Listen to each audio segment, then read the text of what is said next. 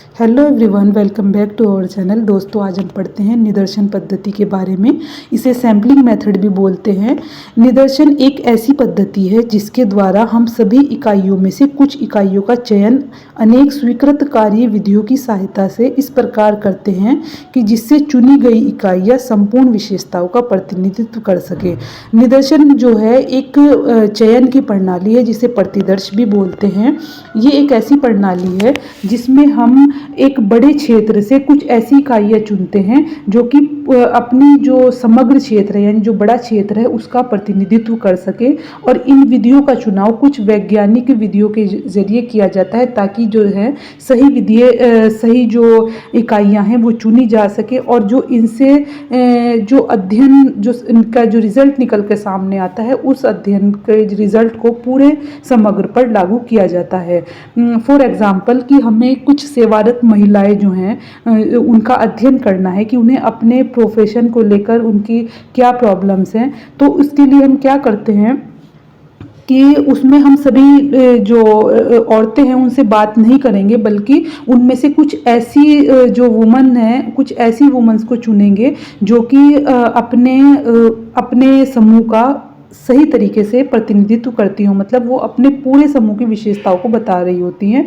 तो उनमें से कुछ महिलाओं को हम चुनेंगे, फिर उनका अध्ययन करेंगे और उनसे जो रिजल्ट निकल कर सामने आएगा कि उनकी किस तरह की प्रॉब्लम्स है उसे पूरे समूह पर लागू करेंगे। तो ये एक तरह से चयन की प्रणाली है जिसका यूज़ बड़े क्षेत्र के अध्ययन को आसान बनाने के लिए किया जाता है।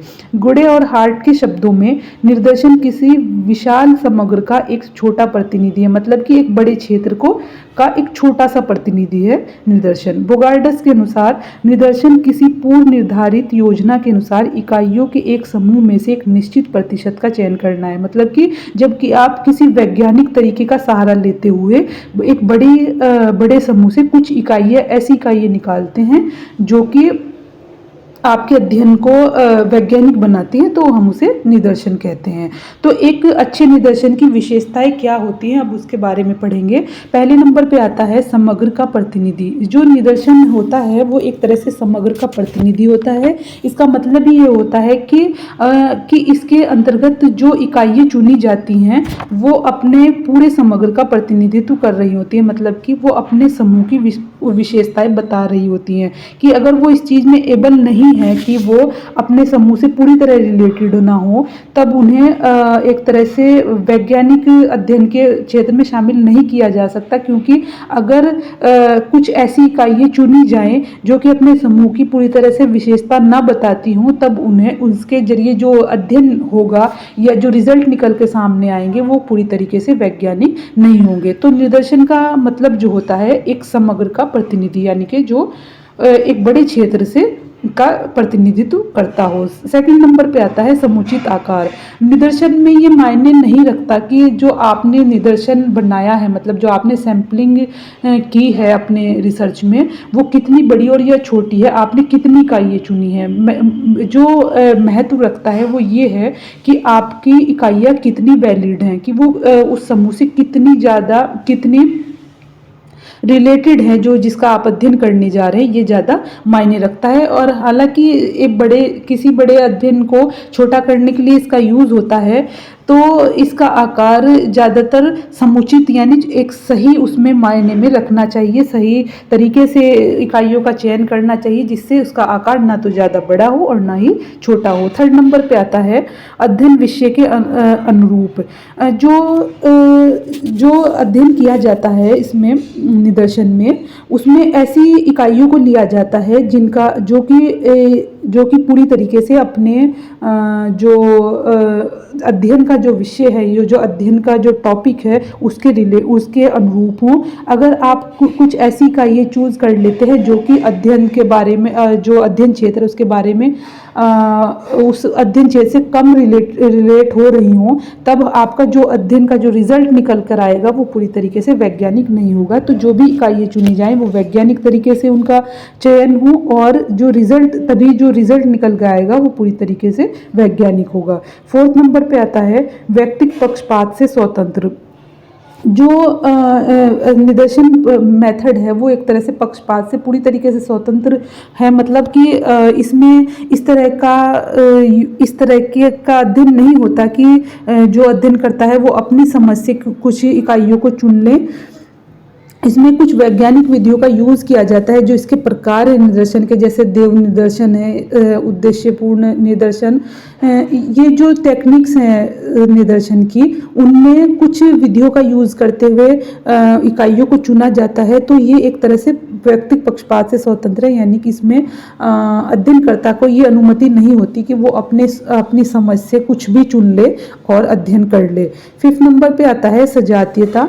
सजातीयता का मतलब होता है कि जो निदर्शन में जो इकाइयाँ चुनी जाती हैं उनमें बहुत ज़्यादा विरोधाभास ना हो, मतलब कि ऐसी इस तरह की इकाइयाँ ना चुने जो कि अध्ययन क्षेत्र से पूरी तरीके से, या तो बिल्कुल एकदम उनमें कोई भी विभिन्नता ना हो, या इतना विरोधाभास हो कि वो अध्ययन क्षेत्र से रिलेट ही ना कर पा रही हूँ। तो एक विरोधाभास जैसी चीज़ें इकाइयों में नहीं होनी चाहिए, तो ये सजातीयता है। 6 नंबर पे आता है तर्क पर आधारित। जो निदर्शन है उसमें तर्क का यूज़ किया जाता है, क्योंकि जब आपको कुछ बेहतर चुनना होता है तब आप अपने तर्क का ही सहारा लेते हैं।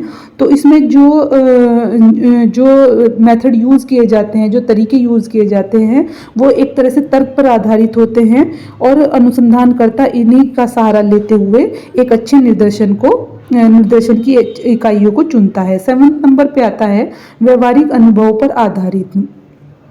जब जो निदर्शन होता है, एक अच्छा निदर्शन वो व्यक्ति कर पाता है जो कि एक तरह से तार्किक होने के साथ साथ वो उसे इसका अनुभव भी हो, उसने पहले भी इस तरीके से अध्ययन किए हों। जब हम कुछ वैज्ञानिक विधियों का यूज़ करते हुए अपने अध्ययन को पूरा करते हैं, तब जो रिजल्ट निकल के आते हैं वो भी वैज्ञानिक ही होते हैं। लेकिन अगर अध्ययन की जो इकाइयाँ हैं उन्हें अपने हिसाब से कुछ भी ऐसे ही चुन ली जाए, तो जो रिजल्ट निकल के आएगा उसे हम समग्र पर, यानी कि एक पूरे समूह पर लागू नहीं कर सकते। तो इसमें इकाइयों को चुनने में एक व्यवहारिक अनुभव का एक अलग महत्व होता है, क्योंकि अगर अध्ययनकर्ता को व्यवहारिक अनुभव है कि कौन सी इकाइयाँ समग्र का प्रतिनिधित्व करेंगी या कौन हमारे अध्ययन को कोऑपरेट कर सकता है, तो वो सही इकाइयों को चुनेगा। तो ये थे एक अच्छे निदर्शन की विशेषताएं जो कि एक रिसर्च को बेहतर बनाने में सहयोग देती हैं, और उससे जो अध्ययन होता है वो वैज्ञानिक बन पाता है। ये एक तरह से इस चीज़ पर डिपेंड करता है कि जो अनुसंधान करता है, यानी जो अनुसंधान करता है, रिसर्च करने वाला है, वो कितना ज़्यादा तार्किक है और उसे कितना अनुभव है।